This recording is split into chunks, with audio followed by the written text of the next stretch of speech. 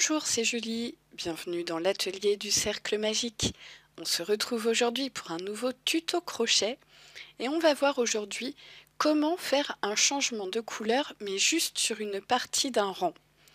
Donc là j'ai commencé à fabriquer une forme un petit peu comme si c'était un ventre d'un nounours par exemple, mais je vous avais déjà fait une vidéo sur le changement de couleur invisible, je vous mets en fiche info ici. Mais c'était sur tout le rang. Et là, ce qu'on va voir aujourd'hui, c'est juste sur une partie du rang.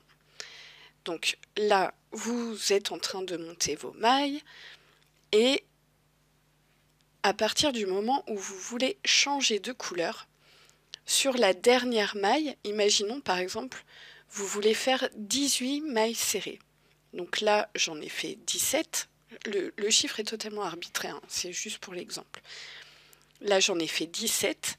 Et bien, sur la 18e maille, je commence ma maille serrée en ayant les deux boucles comme ça sur mon crochet. Et je viens prendre ma nouvelle couleur. Je prends ma nouvelle couleur et je viens en fait l'accrocher dans les deux boucles. Ce qui fait que là, la dernière maille qui est créée, c'est bien toujours la 18e, elle est toujours bien de la couleur A, on va dire, ou la première couleur. Et ensuite, ce qu'on vient faire, on va continuer de faire nos mailles serrées. Donc imaginons qu'on veuille en faire 12 par exemple. Mais ce qu'il faut faire, c'est à l'arrière, on va coincer le fil de la couleur A. C'est très important. Donc on fait la maille serrée en coinçant tous les fils, même le petit de notre couleur B. Donc on prend tout le monde. Là, on ajuste en tirant bien sûr.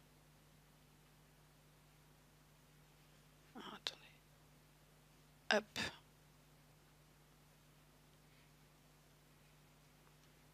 Et on fait notre maille serrée normale, comme ceci.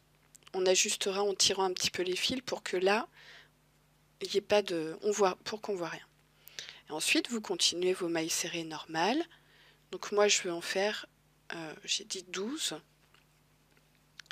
Donc 3. Et vous voyez, à chaque fois, j'emprisonne à l'arrière les fils. 4, 5, 6, 7. On n'est même pas obligé d'en faire 12, hein, mais c'est vraiment juste pour l'exemple. 8, 9, 10, 11. Et au bout d'un moment, le petit fil, même je l'ai coincé un peu trop longtemps, mais bon, ça c'est pas grave non plus. Donc là, vous êtes à la 11e maille et vous en voulez 12 de la couleur B. Donc là, ce qu'on fait, c'est qu'on vient passer sous la maille et on tire le fil, mais on ne finit pas la maille serrée. Là, on va changer de fil, on va reprendre notre fil de la couleur A pour terminer la maille serrée, comme ceci. Pareil, je vous dis, on tirera bien les fils après. Donc là, le petit rose, on s'en fiche, mais par contre, pour le reste, on vient coincer en fait le fil rose sous les nouvelles mailles avec la couleur A. Donc là, vous finissez votre forme tout en coinçant tout le temps le fil de la couleur B. Alors, c'est soit, vous allez me dire, ça utilise beaucoup de fils. Oui, ça utilise beaucoup de fils. Mais pour moi, c'est la technique la plus simple et la plus jolie finalement. Ce qu'on pourrait terminer, si vous voulez, et couper le fil à chaque fois, mais je pense pas que ce serait réellement plus économique non plus. Donc voilà.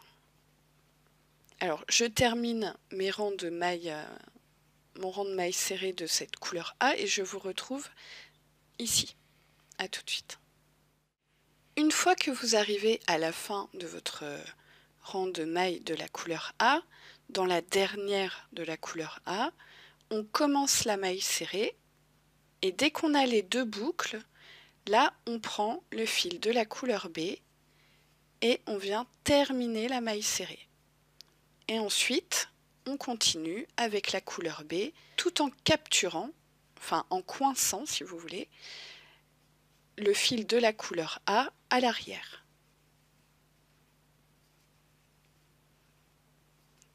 Donc vous faites ça tout du long. Après, tout dépend. Après, on peut faire des formes, hein. On peut aussi faire des diminutions, des augmentations. Là, je vous montre simplement le principe quand on veut changer de couleur juste sur une partie d'un rang. Et là, lorsque vous arrivez sur votre dernière maille rose, enfin rose chez moi, de couleur B, vous commencez votre maille serrée et vous changez de couleur en prenant le fil de la couleur A pour terminer votre maille serrée. Et ensuite, vous continuez toujours de coincer votre fil de couleur B sous les mailles de votre couleur A.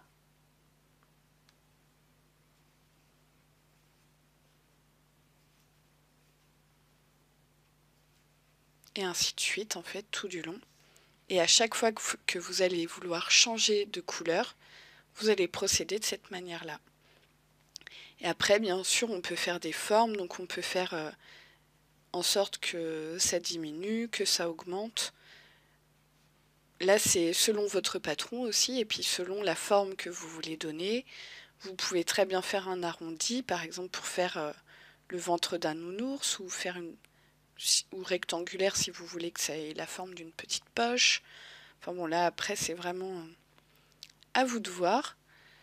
Mais voilà le principe du changement de couleur. En fait, c'est dès que vous arrivez à votre dernière maille de la couleur A, vous faites le début de la maille serrée et vous la terminez avec le fil de la couleur B. Et pareil ici, pour votre couleur B, dès que vous arrivez à votre dernière maille de la couleur B, vous la commencez avec la couleur B, et dès que vous avez vos deux boucles sur le crochet, vous la terminez avec le fil de la couleur A. Voilà, j'espère que ce tuto vous aura été utile.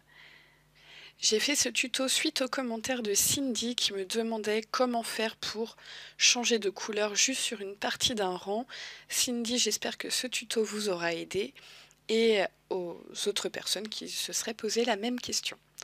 Voilà, n'hésitez pas dans les commentaires si vous avez des questions, je me ferai un plaisir d'y répondre. Si le tuto vous a plu, un petit pouce en l'air, ça me fera toujours plaisir. Et moi je vous dis à bientôt pour de nouvelles vidéos et en attendant, prenez bien soin de vous. Allez, bye bye.